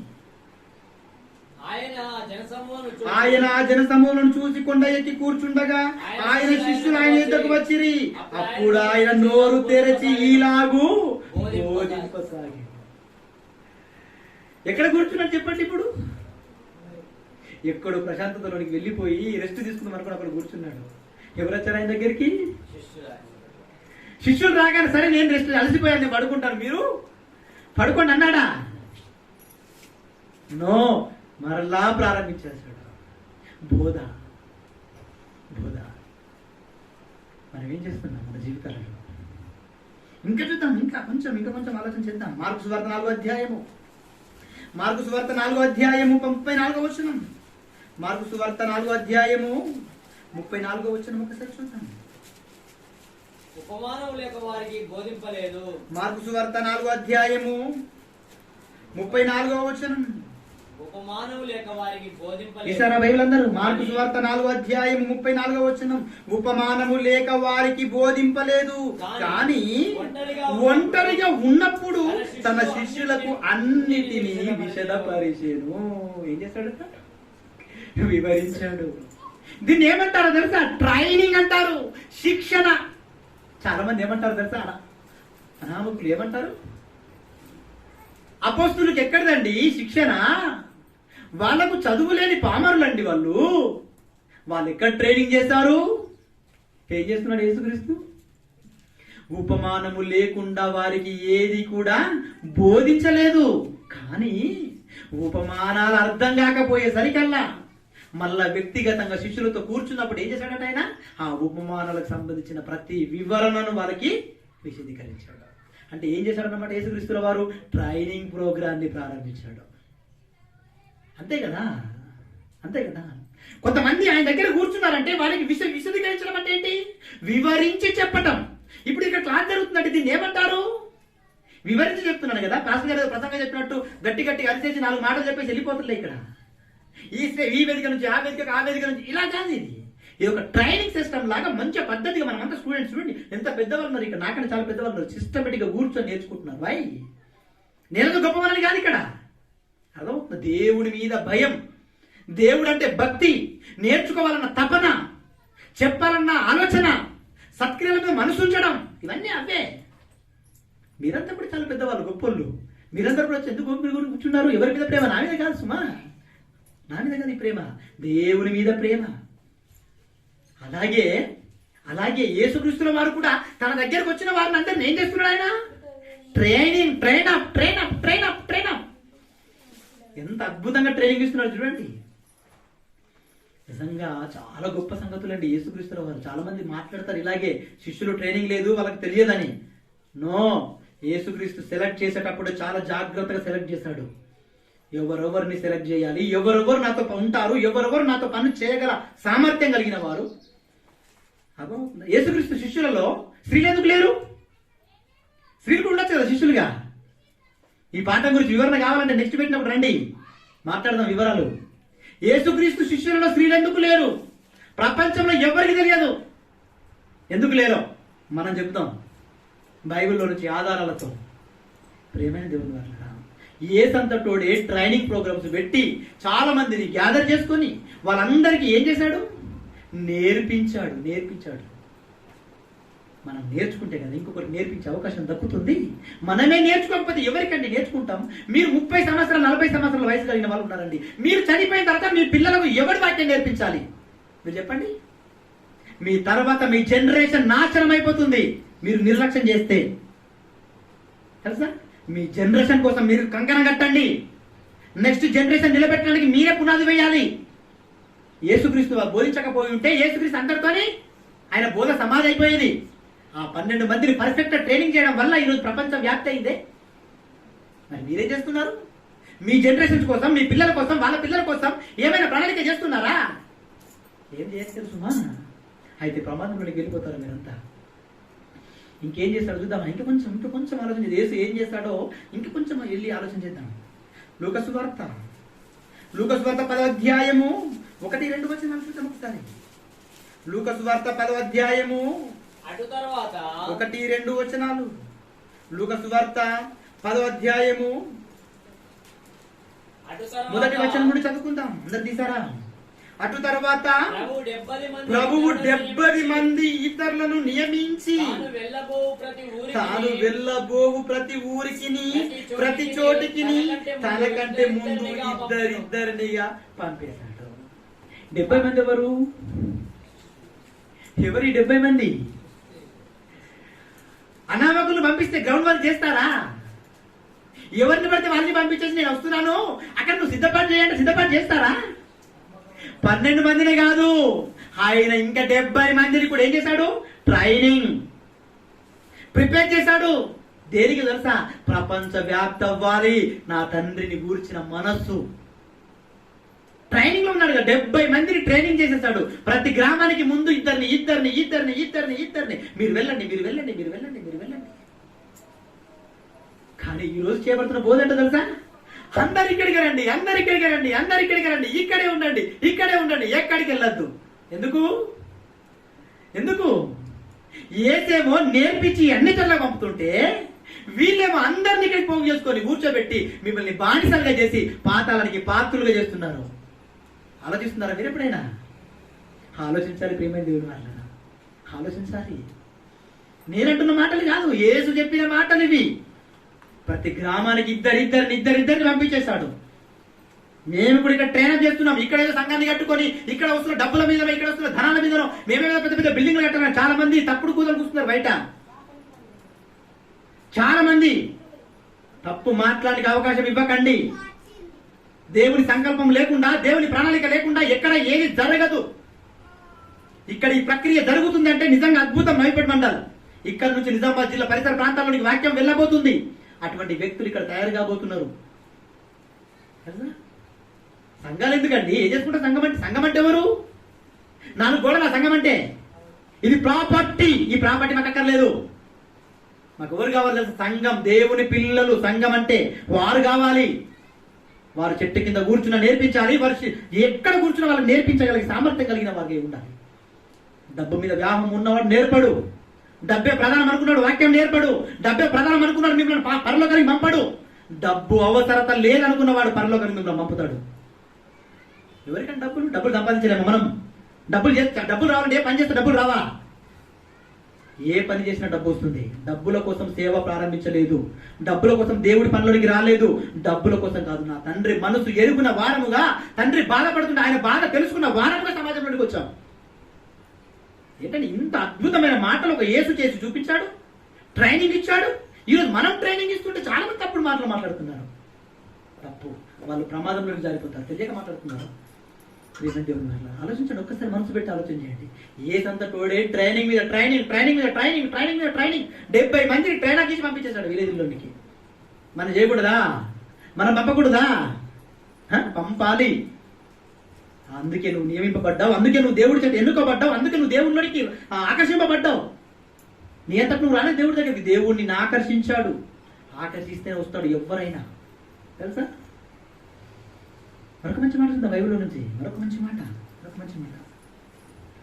లూకా సువార్త 13వ అధ్యాయము 22వ వచనం ఒకసారి చూడండి. అదే లూకా సువార్త 13వ అధ్యాయము 22వ వచనం. లూకా సువార్త 13వ అధ్యాయము 22వ వచనం. ఆయన యెరూషలేమునకు ప్రయాణమైపోవచ్చు, బోధించుచు పట్టణములలోను గ్రామములలోను సంచారము చేయుచుండెను. ఏం అవసరం ఆయనకి?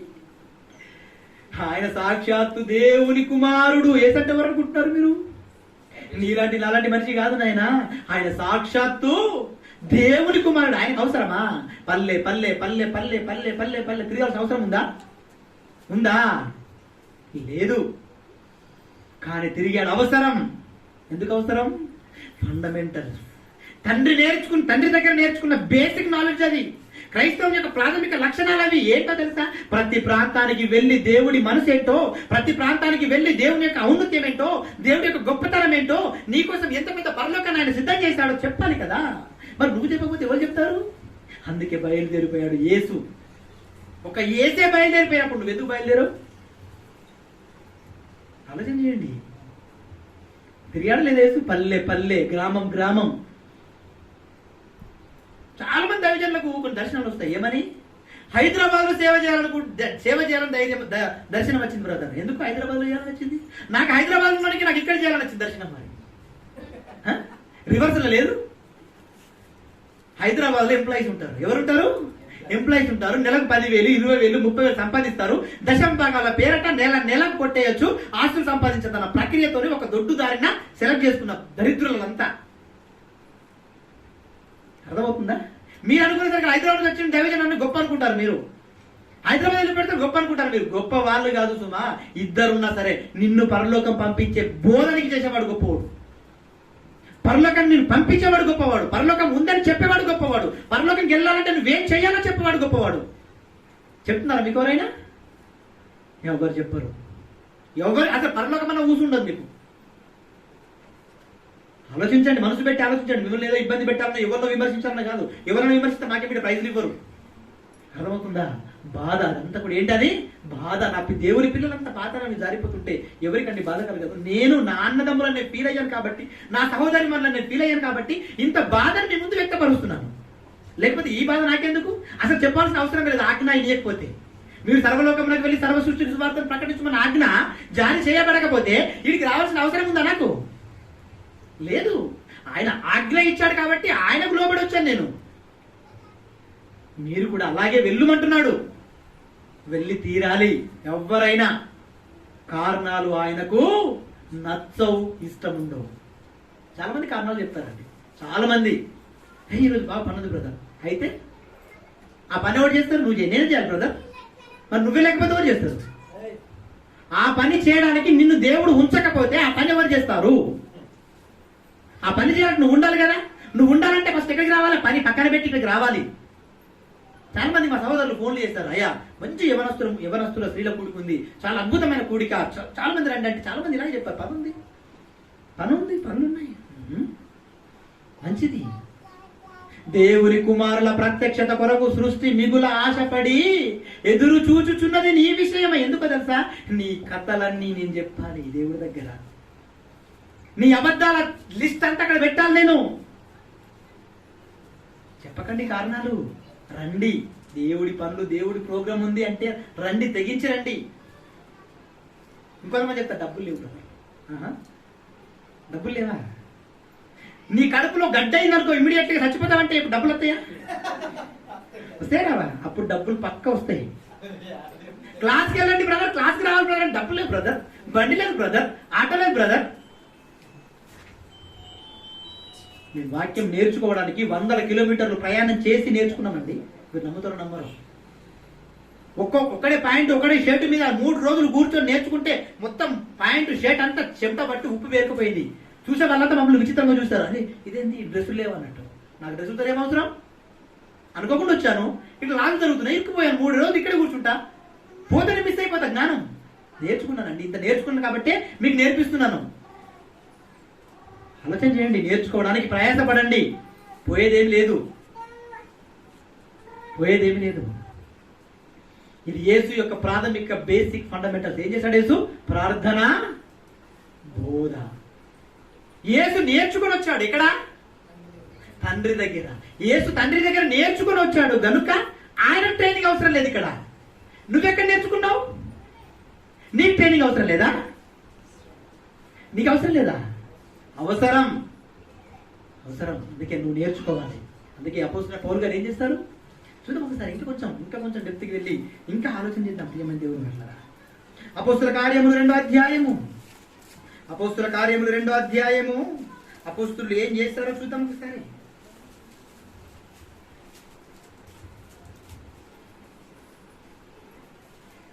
అపోస్తల కార్యములు 2వ అధ్యాయము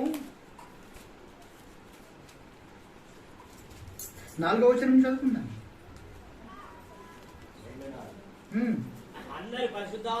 అందరూ పరిశుద్ధాత్మతో నిండిన వారై ఆ ఆత్మ వారికి వాక్ శక్తిని అనుగ్రహించిన కొలది అన్య భాషలతో మాట్లాడసాగిరి. ఆ కాలమున ఆకాశము క్రింద నుండి వచ్చిన భక్తిగల యూదులు యెరూషలేములో కాపురముండిరి. ఈ శబ్దము కలగగా జనులు గుంపులుగా కూడి వచ్చి ప్రతి మనుషుడు తన స్వభాషతో వారు మాట్లాడట విని కలవరపడి అంతటా 14వ వచనం. అయితే పేతురు ఆ 11 కూడా నిలిచి బిగ్గరగా వారితో ఇట్లనెను, యూదయ మనుషులారా, యెరూషలేములో కాపురమున్న సమస్త జనులారా, ఇది మీకు తెలియనుగాక. చెవి యొగ్గి నా మాట వినుడి. మీరు ఊహించినట్టు మీరు మత్తులు కారు, ప్రొద్దుపడిచి జామైన కాలేదు. యోవేలు ప్రవక్త ద్వారా చెప్పబడిన సంగతి ఇదే. ఏమనగా అంత్య దినముల యందు నేను మనుషులందరి మీద నా ఆత్మను. ఏం చెప్తున్నాడు పేతురు? ఏం చేస్తున్నాడు అక్కడ? బోధ. ఏం చేస్తున్నాడు? బోధ చేస్తున్నాడు. చాలా మంది అనుకుంటారు మత్తులైపోయారు, వీళ్ళు ఇష్టం వచ్చిన భాషను మాట్లాడుతున్నారని. వెంటనే లేచాడు, బోధ ప్రారంభించాడు. ఒక అపోస్తలుడైన పేతురు. ఆలోచన చేయండి. ఇంకా చూద్దాం. అదే అపోస్తల కార్యము 4వ అధ్యాయము. 17వ వచనం. అపోస్తల కార్యములు 4వ అధ్యాయము 17వ వచనం.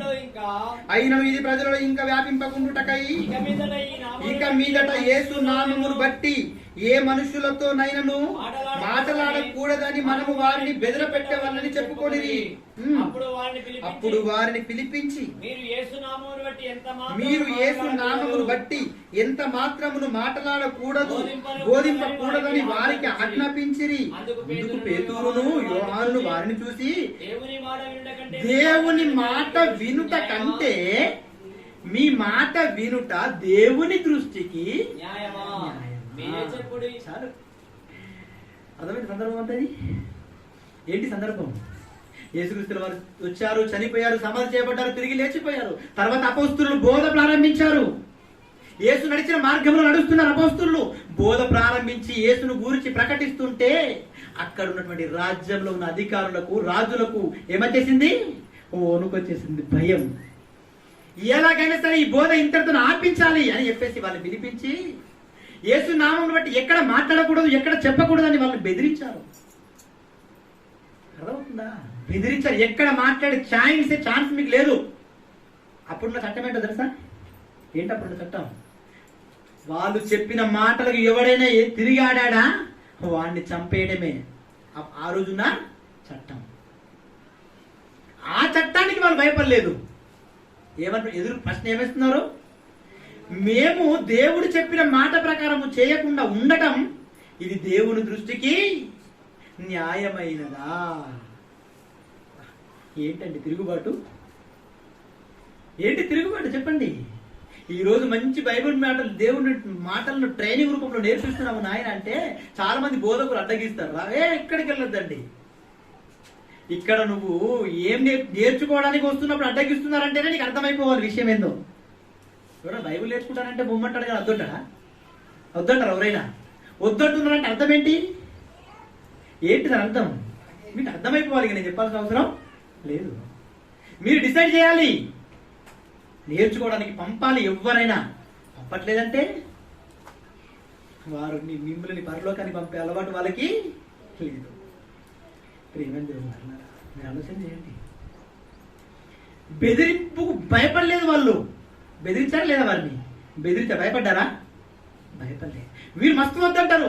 నీలో ఉంటే ఫైర్, దేవుడి కోసం నేను బతకాలి, దేవుడి కోసం చావాలి, దేవుడి కోసం నేర్చుకోవాలన్న దమ్ము, కలేజా నీలో ఉంటే ఎవరినైనా ఎదురించి రావచ్చు కదా. మీరు కూడా అందరికీ కాకైపోతారు. ఇంకా హచ్చుకుక్క పిల్లగా అతుక్కుపోతారు అంతే. ఏంటి మనబంగా ఏమని చెప్తున్నారా? పోనీ మీ దైవజనం తిరుగుబాటు చేయమని చెప్తున్నారా? నేర్చుకొని అనేకులు దేవుడి వైపు మళ్ళించండి. ప్రేమ దేవుని వాళ్ళ మీరు ఆలోచన చేయండి. ఇంకా కొంచెం డెప్త్కి వెళ్ళి ఆలోచన చేద్దాం. ఇంకా ఎటువంటి బోధలు ఉండేవో ఆ బోధలు కూడా సక్రమమైన పద్ధతులకు వచ్చేస్తాయి అపోస్తులు ప్రారంభించిన తర్వాత. సీమోన్ అనే వ్యక్తి ఉన్నాడు, మీరందరూ తెలుసు. సీమోన్ ఏం చేసేవాడండి? గారడి, మోసం. చాలా మంది ఆయన ఏమని నమ్మారు? ఇతను ఏదో గొప్ప మనుషుడని నమ్మేశారు. కానీ వాస్తవమైన బోధ వచ్చేసరికల్లా ఏమైపోయింది? ఇప్పుడు గారడి, సీమోని యొక్క గారడీలు అంతటితోనే ఆగిపోయాయి. తెలుసా ఈ సందర్భం? తెలుసు. కానీ రానంత వరకు ఏం జరిగింది? పిలుపు రానంత వరకు ఏం జరిగింది? ఆయన గొప్పవాడు, ఆయన దేవుని మాటలు చెప్పేవాడు, దేవుని అనుగ్రహం ఉన్నవాడు అనుకున్నారంతా. కానీ ఆయన యొక్క రహస్యాలను బయట పెట్టేసరికల్లా అమ్మ బాబోయ్, మేము ఇంతకాలం మోసంలో ఉన్నామా?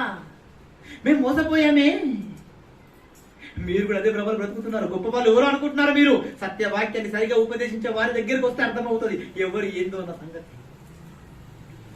అర్థమవుతుందా? చూద్దాం ఒకసారి.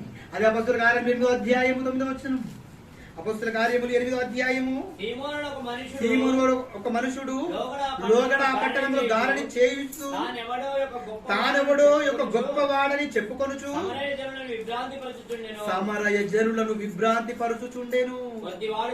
కొద్దివాడు మొదలుకొని గొప్పవాడి మట్టుకు అందరూ దేవుని మహాశక్తి అనబడిన వాడు ఇతడే అని చెప్పుకొనుచు. ఏం చెప్పుకుంటున్నారు? ఇతడే అబ్బా ఆజానుభావుడు అనుకున్నారు. అలాగే ప్రపంచ క్రైస్తవం ఇప్పుడు అలాగే అనుకుంటుందండి. ప్రపంచ క్రైస్తవం ఇప్పుడు అలాగే అనుకుంటుంది. వాళ్ళ దగ్గరకు పోవద్దండి, వీళ్ళండి ఆజానుభావులు, వాళ్ళు కాదని అనుకుంటుంది. మీ బైబిల్ వివరించి చెబుతుంటే మీకు అర్థమైపోతుంది ఎంత నిజంగా ఎంత అమాయకులు ఉన్నారని ప్రజలు. ఆలోచన చేయండి. పిలుపు వచ్చాడో లేదో అప్పుడు అర్థమైపోయింది వాళ్ళకి సీన్ అంతా. ఓ నాయన వీడు ఆజానుభావుడు అనుకున్నాం మేము, అవి ముట్టోడే అనుకున్నారు వాళ్ళంతా. తెలుసా? ఆలోచన చేయండి, ప్రమాదంలో జారిపోతున్నాం అనమాట.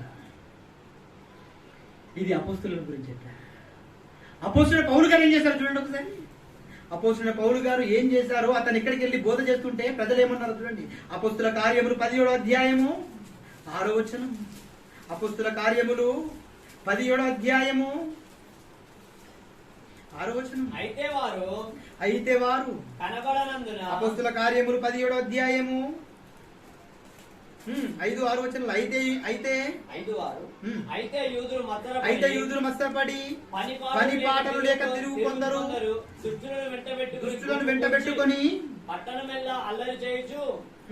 దుష్టులను వెంటబెట్టుకొని గుంపు కూర్చి పట్టణమెల్లా అల్లరి చేయుచు యాసోను ఇంటి మీద పడి వారిని జనుల సభ ఎదుటికి తీసుకొని వచ్చుటకు యత్నం చేసిరి. ఎందుకు మత్సరపడ్డారు వీళ్ళు? మత్సరం ఎందుకు వచ్చింది యూదులకి? బోధ చేస్తే తిరుగుబాటు. ఏం చేస్తే? బోధ చేస్తే తిరుగుబాటు. తెలుసా? మత్సరపడి పని పాట లేని పుర్రులందరినీ వచ్చి ఏం చేశారు? వాళ్ళందరి మీద పడి ఈడ్చుకోవాలనుకున్న సభ ఎదుటికి, సమాజం మీదకి. ఇంకా కంటిన్యూషన్ ఇంకేమంటున్నటువంటి 6వ వచనం. అయితే వారు కనబడనందున యాసోనును కొందరు సహోదరులను ఆ పట్టణపు అధికారుల యుద్ధకు ఈడ్చుకొని పోయి ఏం చెప్తున్నారు చూడండి.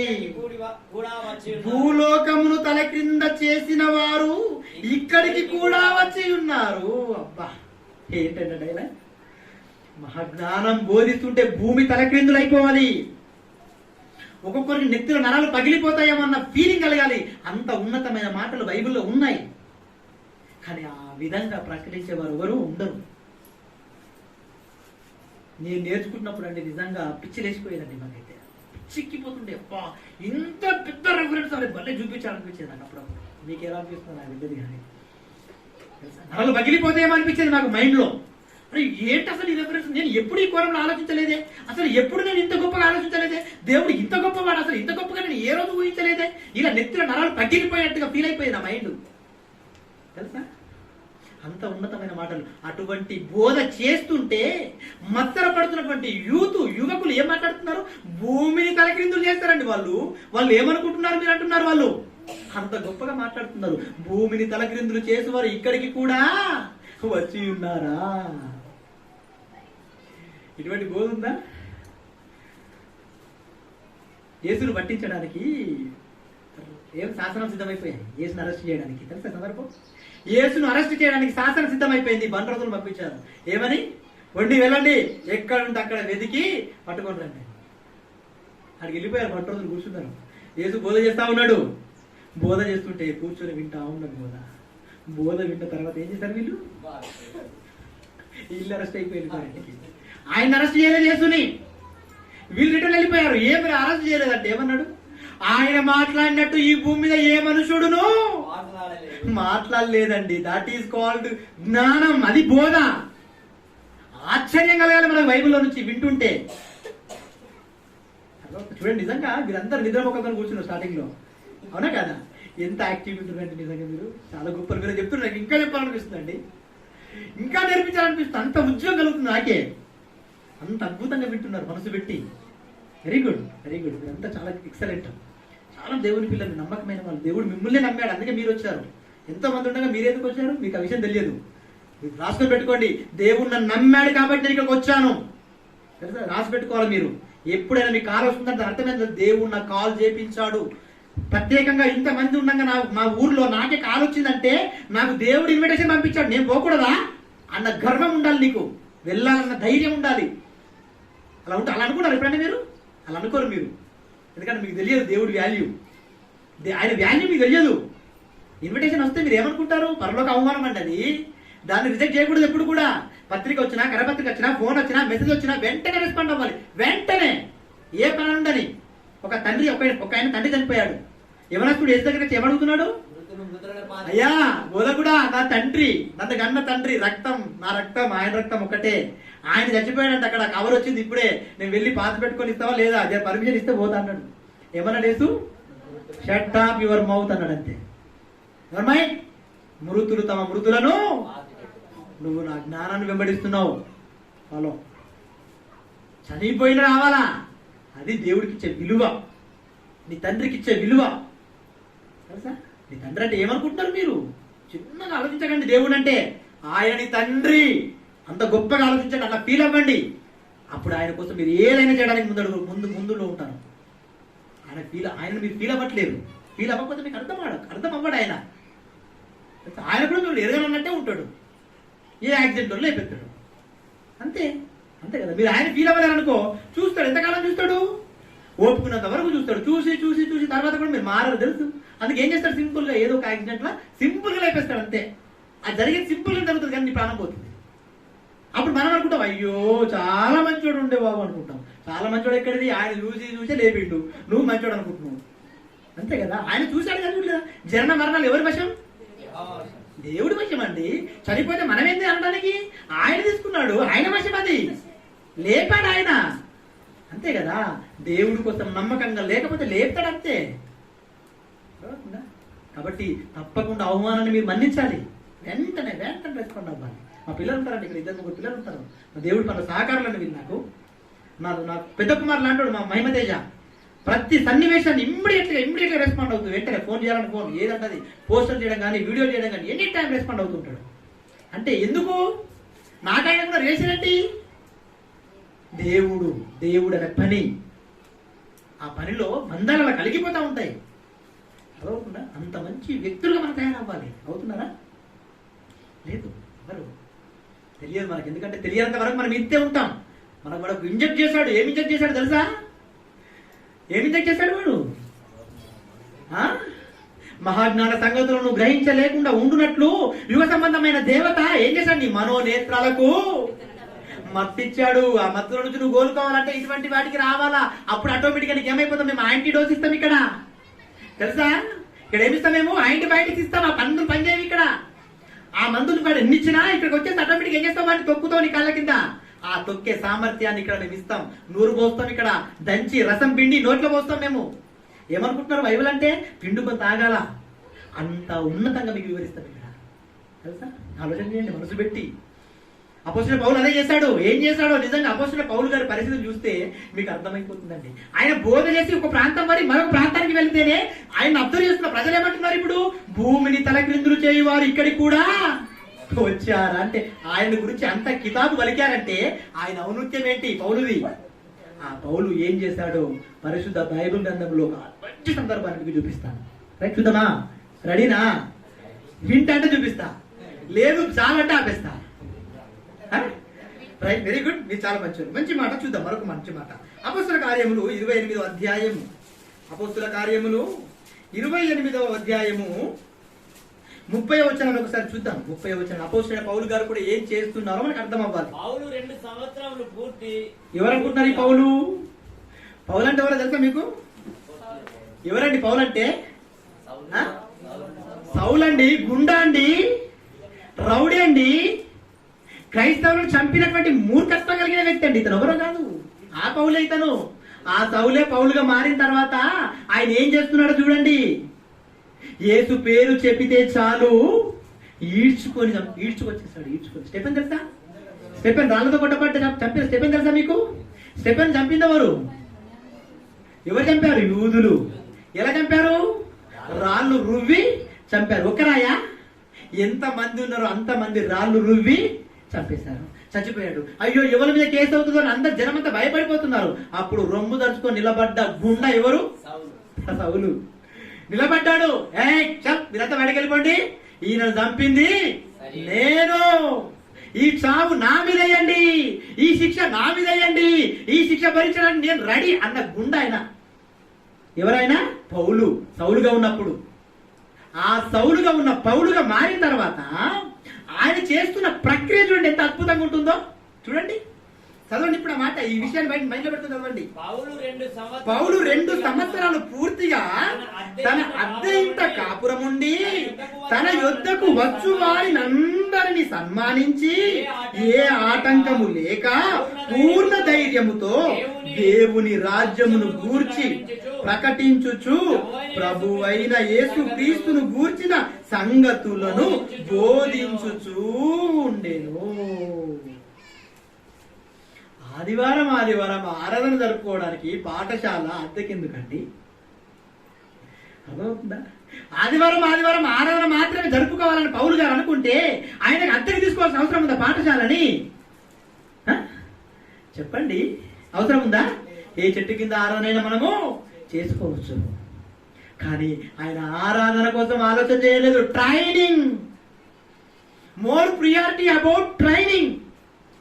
దేనికోసం ఆయన ట్రైనింగ్ అనుకున్నాడంటే, క్రీస్తు బోధన గూర్చి నేను ట్రైనింగ్ ఇవ్వకపోతే తర్వాత యేసును గురించి చెప్పే నాదుడు ఉండడు ఈ భూమి మీద.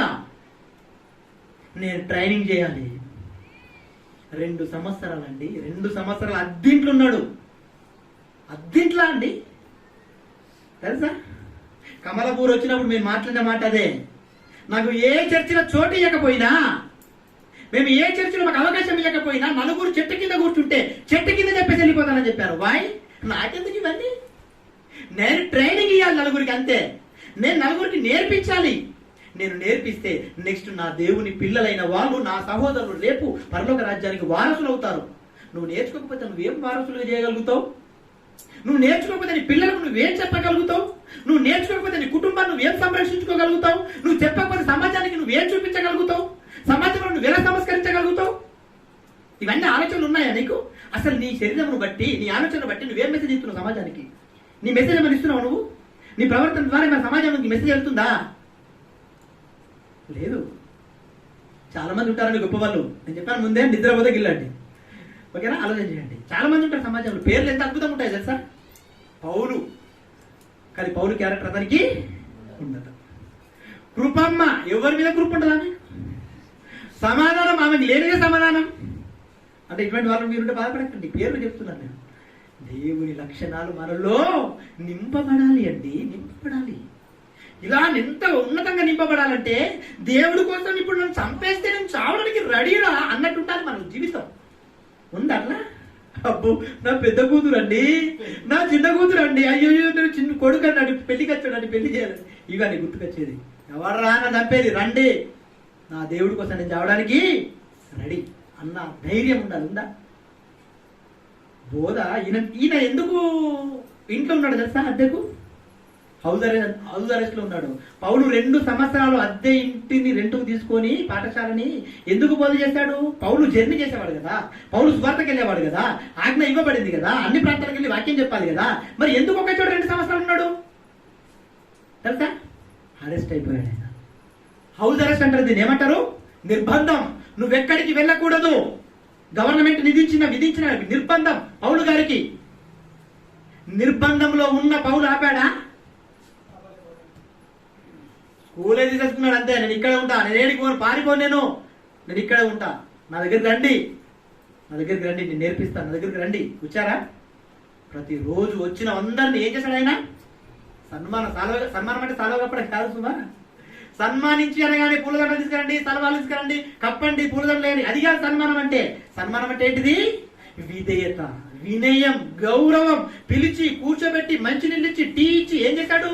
వాక్యాన్ని బాగా నేర్పించాడు. ఏ రోజు నువ్వు ఈ పని చేస్తున్నావా? ఏ రోజైనా నలుగురిని ఇంటికి పిలిపించుకొని కూర్చోబెట్టుకొని ఒక దైవజనుని పిలిపించుకొని అందరికి టీ ఇచ్చి టిఫిన్లు పెట్టి వాక్యం వినండి అని చెప్పావా? నేను వాక్యం చెప్తాను, నువ్వు విను అన్నావా? నువ్వే నేర్చుకోవు, నువ్వేం చెప్తావు? నీకే రాదు, నువ్వేం చెప్తావు? నీకే మాట్లాడరాదు, నువ్వేం చెప్తావు? ఆలోచన చేస్తే ఏమని చెప్పి మాట్లాడాలి. ఇవన్నీ మిమ్మల్ని కించపరచని చెప్పట్లేదు, సమాజ పరిస్థితులు బాగాలేవు. సమాజంలో పరిస్థితులు ఎలా ఉన్నాయో తెలుసా? చివరికి ఒక మాట చూద్దాం. కొరింథీయులకు రాసిన 2వ పత్రిక, 2వ అధ్యాయము 17వ వచనం. కొరింథీయులకు రాసిన 2వ పత్రిక 2వ అధ్యాయము 17వ వచనం. అపోస్తలుడైన పౌలు గారు సంఘానికి రాస్తున్నాడు. ఏమంటున్నాడు చూడండి. కొరింథీయులకు రాసిన 2వ పత్రిక 2వ అధ్యాయము 17వ వచనం. కావున ఇట్టి సంగతులకు చాలిన వాడెవడు? మేము దేవుని వాక్యమును కలిపి చెరిపెడు అనేకుల వలె ఉండగా మేము దేవుని వాక్యమును కలిపి చెరిపటి వలె అనేకుల వలె ఉండక నిష్కాపట్యము గల వారమును నిష్కపటము గల వారమును దేవుని వల్ల నియమింపబడిన వారమునై ఉండి క్రీస్తునందు దేవుని ఎదుట బోధించుచున్నాము. ఒక మంచి మాట చెప్తానండి, మీకు తప్పుడు బోధ చెప్పి మిమ్మల్ని పాతాళానికి పంపిస్తే నాకేంటండి ప్రయోజనం చెప్పండి? నేను హైదరాబాద్ నుంచి వచ్చి 2,000 రూపాయలు డీజిల్ పోసుకొని అప్ అండ్ డౌన్ మీ దగ్గరికి వచ్చి మీకు తప్పుడు బోధ చెప్పిపోతే నాకేంటి ఉపయోగం? ఏంటి ఆలోచన చేయండి. మిమ్మల్ని తప్పుడు మార్గం నడిపించడానికి నేను ప్రయాసపడట్లేదు. కలిపి చెరిపెట్టి వారు అనేకులు సమాజంలో ఉన్నారు. చాలా మంది వాక్యానికి ఏ విషయాన్ని కలపకూడదు, వాక్యాన్ని విభజించి చెప్పేవారు కావాలి. అందుకే నేను ఇంత ప్రయాసపడుతున్నా, విభజించి చెప్పడానికే. కలిపి చెరిపటి వాళ్ళు ఉన్నారు కాబట్టి మిమ్మల్ని సంరక్షించే పనిలో మేము ఉండాలని ప్రయాసపడుతున్నాం. ఆలోచన చేయండి ప్రియమైన దేవుని మాట్లాడాలి, ఆలోచన చేయండి. ఫిలిప్పులకు రాసిన పత్రిక 2వ అధ్యాయము 19వ వచనం ఒకసారి చూడండి. ఫిలిప్పులకు రాసిన పత్రిక 2వ అధ్యాయము 19వ వచనం. ఫిలిప్పులకు రాసిన పత్రిక 2వ అధ్యాయము 19వ వచనం. నేను మీ క్షేమము తెలుసుకొని ధైర్యము తెచ్చుకొని నిమిత్తము తిమోతిని శీఘ్రంగా మీ యొద్దకు పంపుటకు ప్రభువైన యేసునందు నిరీక్షించుచున్నాను. Bible Open University India International వారు కూడా మీ క్షేమము కోరి నన్ను ట్రైనింగ్ చేసి 8 సంవత్సరాలు నిజామాబాద్ జిల్లాకి ఒక ముఖ్య అతిథిగా నన్ను పంపించారు. పౌలు ఏం చేస్తున్నాడు? తిమోతిని పంపుతున్నాడు. ఏమని? మీ క్షేమము కోరి నేను పంపుతున్నాను తిమోతిని. ఎందుకో తెలుసా? మీకు కలిపి చెరిపెట్టి వారు అనేకులు ఉన్నారు, మీరు వెళ్ళి సక్రమమైన బోధను సక్రమమైన పద్ధతిలో వారికి వివరించు అని ఒక తిమోతిని పంపిస్తున్నాడు పౌలు. అర్థమవుతుందా? బైబిల్ ఓపెన్ యూనివర్సిటీ వాళ్ళు నన్ను పంపించారు. నేను చెప్తున్న మాటలు కూడా మీరు నమ్మకండి. మీరు ఏం చేయాలి తెలుసా? బైబిల్లో చెప్పబడుతున్న మాటలు అలాగో ఉన్నవో లేవో అని ప్రతి దినం మీరు ఏం చేయాలి? పరిశీలన చేయాలి. పరిశీలన చేయమనుందా వద్దా? బైబిల్లో పరిశీలన చేయమనుంది. బెరియా పట్టణస్తులు ఏం చేశారు? ఒక రోజు అపోస్తలుడైన పౌలు గారు, ఆ బర్నబా గారు చెప్తున్న మాటలు అలాగూ ఉన్నవో లేవో అని ప్రతి దినము లేఖనములను పరిశీలించుచూ వచ్చిరి. ఇలా పరిశీలన చేయడం ద్వారా ఏం జరిగిందో తెలుసా? ఆసియా ఖండం అంతటా వాక్యము ప్రకటింపబడింది. ఈ రోజు కమలాపూర్లో ఉన్న వీళ్ళంతా కూడా వాక్యాన్ని ప్రతి దినము పరిశీలన చేయడం ద్వారా నిజామాబాద్ పరిసర ప్రాంతాలంతటికి ఏం వెళ్ళిపోతుంది? వాక్యం వెళ్ళిపోతుంది. ఇది ట్రూ, ఇది నమ్మి తీరాలి. మీరు ఇలా ఉంటే, పరిశీలన చేసేవారుగా మీరు ఉంటే ఆలోచన చేయండి. ఏం చేస్తారు? మీ క్షేమము కోరి అన్నాడా? మా క్షేమము కోరి అన్నాడా? మా యూనివర్సిటీ డబ్బులు రావాలి, మా యూనివర్సిటీ మేము ఇంకో బలంలో కట్టాలి, మేము చర్చిల్ని కట్టుకోవాలి, చర్చిలు నిర్మించాలి, మా కానుకలు కావాలి, మాకు దశమ భాగాలు కావాలి, కట్నాలు కావాలి, కంపల్సరీ రండి, అందుకే మేము పంపుతున్నాం అన్నాడా పౌలు? నో. మీ క్షేమం, మీరు పాతాళానికి వెళ్లకుండా ఉండాలంటే, పాతాళానికి వెళ్లకుండా మిమ్మల్ని మీరు కాపాడుకోబడాలంటే కలిపి చెరపడి వారి వలె ఉండలేనటువంటి వ్యక్తిని మీ మధ్యలో నేను పంపుతున్నాను. అతను ఎవరో తెలుసా? The great leader Timothy. అతను పంపించాడు లేదా? పంపించాడు. ఆలోచన చెప్పి ఏమని మాట్లాడాలి. ఇప్పుడు కూడా చెప్పబడుతుందంటే మీ క్షేమం కోరి, మా క్షేమం కాదు. నాకేం లాభం లేదు. గంట నుండి అరుస్తూ చెప్తున్నాం. ఎందుకు? అరుస్తూ ఎంత ఎనర్జీ లాస్ అవుతుంది తెలుసు? మేము చాలా ఎనర్జీ లాస్ అయిపోతా ఉంటాం. అయినా చెప్పాలి, నా రక్తం కారాలి. చెప్పడానికి ఏంటనుకుంటారు మీరంతా? Blood is in my blood. నేను మీ అందరి కోసం ఏం చేస్తున్నాను తెలుసా? రక్తాన్ని కారుస్తున్నాను. అదే చెప్తున్నాడు. బేసిక్ ఫండమెంటల్స్ ఏంటంటే మీరు కూడా మీ సహోదరుల కోసం రక్తం గార్చాలి. అలా రక్తం గారాలంటే నువ్వేం చేయాలి తెలుసా? బోధ చేయాలి. నీ ఎనర్జీ లాస్ అవ్వాలి, నీ శక్తి సామర్థ్యాలు కరిగిపోవాలి, నీ అవయవాలు అరిగిపోవాలి, నీ గొంతు అరిగిపోవాలి, నీ కన్ను చూపులు అరిగిపోవాలి, నీ చేతులు అరిగిపోవాలి, నీ ఆలోచన అరిగిపోవాలి. ఎవరి కోసం? దేవుని కోసం. అలా చేస్తే పరలోకం, లేదంటే తప్పించుకోలేవు పాతాళం.